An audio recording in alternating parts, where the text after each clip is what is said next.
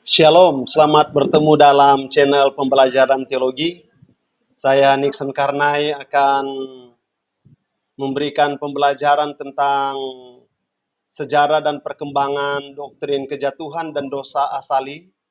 Saya mahasiswa Sekolah Tinggi Teologi Berita Hidup, dan mata kuliah ini diampu oleh dosen Dr. Marulak Pasaribu Demin, dan saya akan menjelaskan ini dibagi dalam dua video. Dan saya memulai dengan menyampaikan bahwa karena ini karya ilmiah, ini diambil dari berbagai sumber dan bisa dipertanggungjawabkan, dan biar ini boleh menjadi pembelajaran bagi kita semua. Kita akan melihat bersama-sama bagaimana perkembangannya doktrin kejatuhan dan dosa asali. Saya mau memulai dari pendahuluan. Pada mulanya Allah menciptakan dunia ini, semua adalah baik, dan maksud Allah agar manusia yang diciptakannya dapat mengusahakan dan mengolahnya. Setelah semuanya itu, akhirnya Allah menciptakan manusia pertama, Adam dan Hawa. Kemudian menempatkan mereka di taman yang indah, Taman Eden, dengan pesan dan larangan supaya buah pohon yang ada di tengah taman itu jangan dimakan. Alkitab menceritakan ketika Hawa melihat buah pohon itu sedap untuk dimakan, maka timbullah keinginan dalam hatinya untuk memakan buah itu.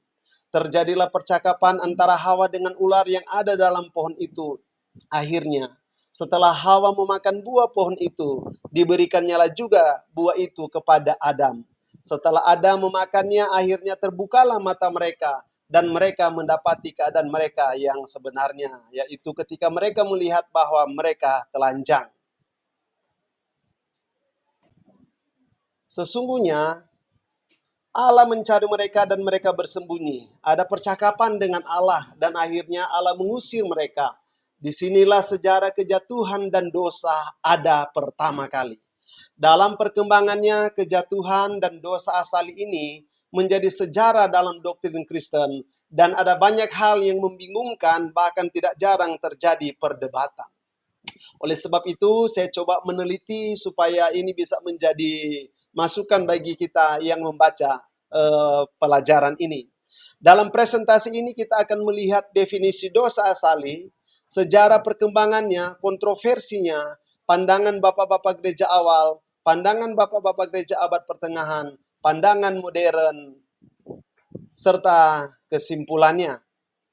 Di akhir dari pembelajaran ini saya ada memberikan kesimpulan. Dosa asali adalah dosa yang berasal dari Adam dan Hawa. Dosa pertama manusia karena tergoda oleh iblis membiarkan kepercayaannya kepada penciptanya mati dalam hatinya dan dengan menyalahgunakan kebebasannya. Ini adalah dosa pertama manusia. Dosa asali merupakan suatu keadaan atau sesuatu yang secara tidak langsung kita sadari, suatu warisan yang pasif, yang menuntut tindakan sukarela yang sadar dari setiap individu supaya berdosa. Dosa asali lebih merupakan suatu prakondisi dari dosa sebagai kekuatan yang bersifat memaksa atau aktif. Dosa asali merupakan dosa meskipun sampai batas tertentu umat Allah dalam perjanjian lama telah mencoba untuk memahami kesediaan kondisi manusia dalam terang sejarah kejatuhan yang dikisahkan dalam kitab Kejadian. Mereka tidak dapat memahami makna utama dari kisah ini yang terungkap hanya dalam terang kematian dan kebangkitan Yesus Kristus. Dosa adalah ketidaktaatan terhadap Tuhan dan kurangnya kepercayaan pada kebaikannya. Dalam dosa itu manusia lebih mengutamakan dirinya sendiri daripada Allah, dan dengan tindakan itu pula ia mencemoohnya. Kita lihat bagaimana sejarah perkembangannya. Sejarah perkembangannya dimulai ketika doktrin dosa asal ini bisa dikatakan adalah sisi sebaliknya dari kabar baik. bahwa Yesus adalah juru selamat semua orang, bahwa semua orang membutuhkan keselamatan, dan bahwa keselamatan ditawarkan kepada semua orang melalui Kristus. Gereja yang memiliki pikiran Kristus mengetahui dengan baik bahwa kita tidak dapat mengutak-atik pernyataan dosa asali tanpa merusak. Kematian memasuki sejarah manusia setelah dosa pertama itu. Dunia sebenarnya dibanjiri oleh dosa. Ada pembunuhan yang dilakukan Kain terhadap saudaranya Habel. Dan kerusakan universal terjadi setelah dosa. Demikian pula dosa seringkali terwujud dalam sejarah Israel, khususnya dalam bentuk ketidaksetiaan terhadap Allah. Kita melihat bagaimana kontroversinya dalam sejarah permulaannya. Harmoni dengan ciptaan telah rusak. Ciptaan yang kasat mata telah menjadi asing dan memusuhi manusia. Karena manusia ciptaan kini tunduk pada perbudakannya menjadi membusuk, akhirnya konsekuensi yang secara eksplisit dibuatkan atas ketidaktaatan ini akan menjadi kenyataan. Manusia akan kembali ke tanah karena dari situlah ia diambil. Ini yang dialami oleh setiap manusia ketika akan kembali lagi kepada tanah. Karena dosa sehingga ada kematian di sana. Dan kita akan kembali lagi kepada debu. Kita melihat bagaimana dosa asali dalam pandangan tradisional. Ada 4 pandangan tentang dosa asali. Yang pertama, bahwa Allah menciptakan manusia yang sempurna di Taman Eden. Sebagai ciptaan, mereka tidak bisa memiliki semua kesempurnaan dari Sang Pencipta. Dan kelemahan manusia alamiah itu fana. Karena kita daging, kita fana. Adam berdosa, ia tak hanya membangkang kepada penciptanya dengan melanggar perintah untuk tidak memakan buah dari pohon yang ada di tengah taman itu, tetapi ia juga hanya memikirkan keuntungannya sendiri daripada memikirkan kebaikan ciptaan tersebut. Akibat ketidaktaatan Adam adalah kehancuran umat manusia. Tindakan dosanya menggerogoti hakikat manusia sedemikian besarnya, sehingga umat manusia kehilangan kemampuannya untuk melihat kebaikan sejelas mungkin dan tidak menghendakinya, hanya demi dirinya sendiri. Dengan demikian, dalam keberdosaannya, umat manusia tidak hanya meniru Adam, tetapi juga melakukan tindakan yang muncul dari hakikat yang diwarisinya. Manusia tak hanya mengambil bagian dalam suatu tabiat yang rusak, yang mereka peroleh melalui pewarisan, tetapi juga mereka mengambil bagian dalam kesalahan Adam. Solidaritas dari umat manusia itu berbentuk sedemikian rupa sehingga semua orang bersalah, sebab semuanya hadir secara mistis di dalam Adam ketika ia melakukan dosa. Dosa asali dalam pandangan tradisional bahwa ketika Adam berdosa, bahwa semua manusia berdosa. Ada banyak hal yang disampaikan oleh para pemikir tradisional bahwa karena kesalahan Adam sehingga semua manusia berdosa. Memiliki solidaritas. Jadi ketika satu yang kena, semuanya kena. Ini dari pandangan tradisional, tetapi kita akan melihat beberapa pandangan lagi supaya bisa memperbandingkan. Pandangan bapak-bapak gereja mula-mula mengenai dosa asali. Justinus Martir melanjutkan tradisi rabini, seluruh umat manusia akan ditemukan di bawah satu kutukan. Kutukan itu bukanlah kerusakan moral yang diwariskan, melainkan kematian jasmani.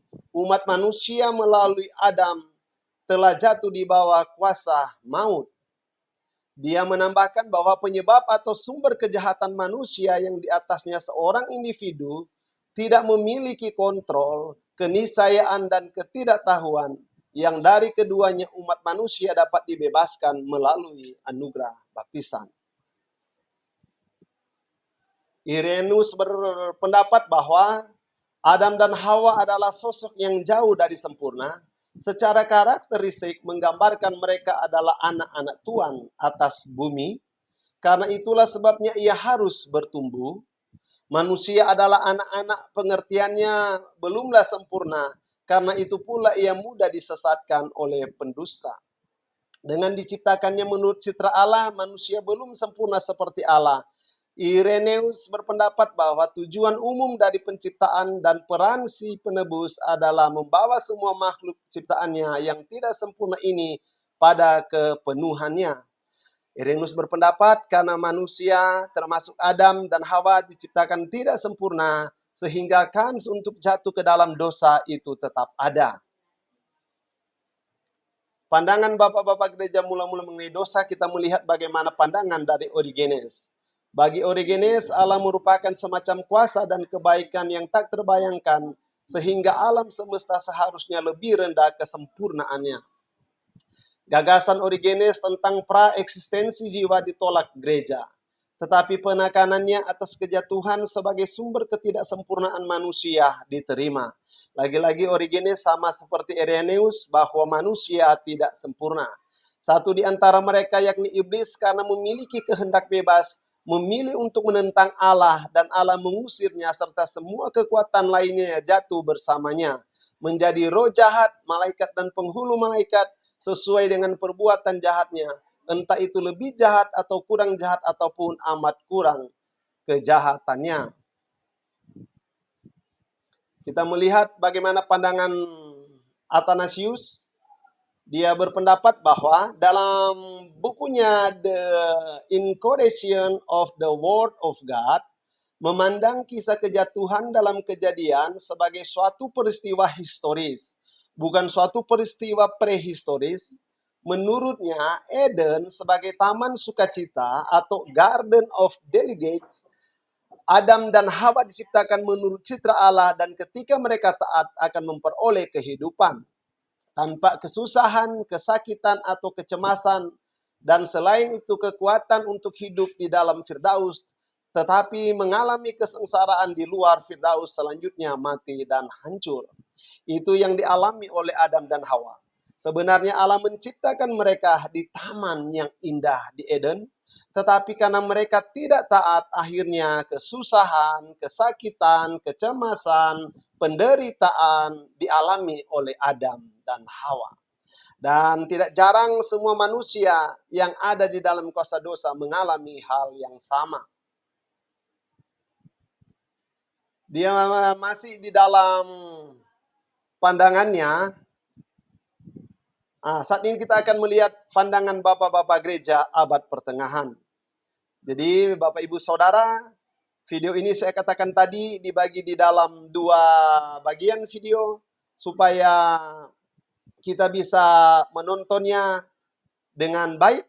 Dan untuk bagian pertama saya akan mengakhiri di bagian ini. Setelah itu saya akan menyambungnya di dalam video yang kedua. Terima kasih untuk perhatiannya sampai menit ini. God bless.